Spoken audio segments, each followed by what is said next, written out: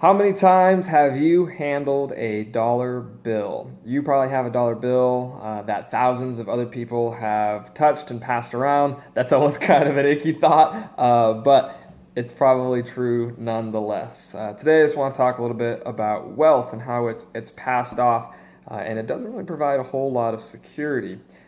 Today, we're looking at a bunch of different places, so I'll be flipping around. If you have a chance, read Psalm 49 in its entirety. But for right now, I'm just going to kind of read a few selected verses. So Psalm 49, looking down at verse 7, I'm just going to read some of these and bounce around. So, Psalm 49, verse 7 says, "No man can redeem the life of another or give to God a ransom for him. The ransom for a life is costly. No payment is ever enough that he should live on forever and not see decay. For all can see that wise men die, the foolish and the senseless alike perish, and leave their wealth to others." Wealth is being passed around. Like after you die, you store up all this wealth, and then what happens? Somebody else gets it, right? Verse 12 says, "But despite his riches, but man, despite his riches, does not endure. He is like the beasts that perish." Jumping down to verse 16, it says, "Do not be overawed when a man grows rich, when the splendor of his house increases. For he will take nothing with him when he dies. His splendor will not descend with him." That's kind of interesting to me. A lot of times we tend to view the rich with kind of like a awe and ooh, these people are amazing. And we give them a little bit of partiality because they have all this wealth. But at the end of the day, when they pass away, the same thing as like a poor man, their wealth just gets passed off to somebody else and doesn't do them really a whole lot of good after they've passed.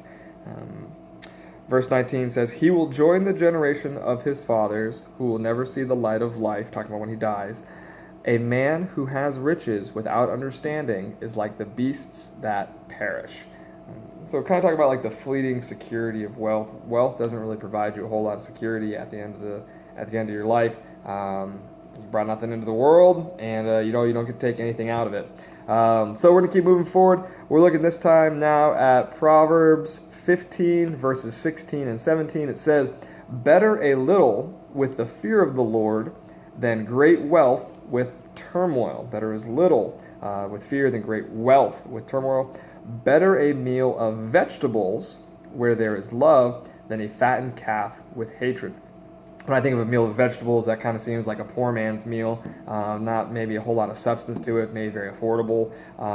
Versus in this particular verse, a fattened calf is probably a very costly and more expensive meal. Someone who's more well-to-do can afford to slaughter a calf for a meal. But it says, "Better is that meal of vegetables where there is love than that fattened calf with hatred." Wealth can't really buy love. It can't really buy a wholesome relationship. Wealth can't fix that relationship with your dad, or your mom, or your kids, or your coworkers. It might be able to make a gift and maybe be a means to initiate a conversation, but at the end of the day, time and energy and humility and the willingness to be vulnerable, maybe seeking forgiveness, is what's going to cause a relationship to be restored. Moving forward, we're looking at Ecclesiastes 2:24 through 26. "A man can do nothing better than to eat and drink and find satisfaction in his work. This too I see is from the hand of God, for without him who can eat or find enjoyment? To the man who pleases him, God gives wisdom, knowledge, and happiness. But to the sinner, he gives the task of gathering and storing up wealth to hand it over to the one who pleases God. This too is meaningless, a chasing after the wind."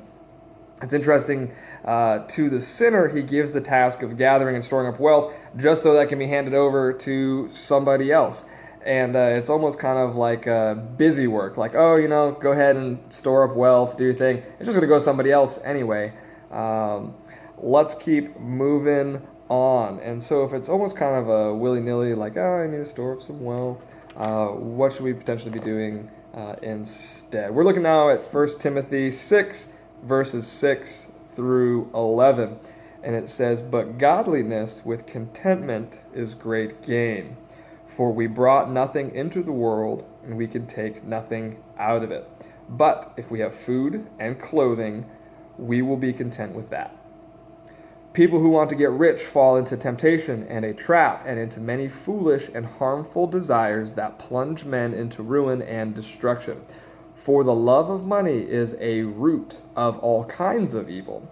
Some people, eager for money, have wandered from the faith and pierced themselves with many griefs. But you, man of God, flee from all of this and pursue righteousness, godliness, faith, love, endurance, and gentleness. So the encouragement here from 1 Timothy is to not get all worked up trying to gather wealth that ultimately at the end of the day is just going to be given over to somebody else instead. Great and small alike, rich and poor, all their possessions eventually probably go to somebody else.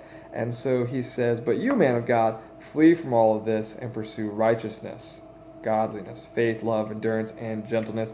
Godliness with contentment is great gain. If we have food and clothing, with this, we'll be content.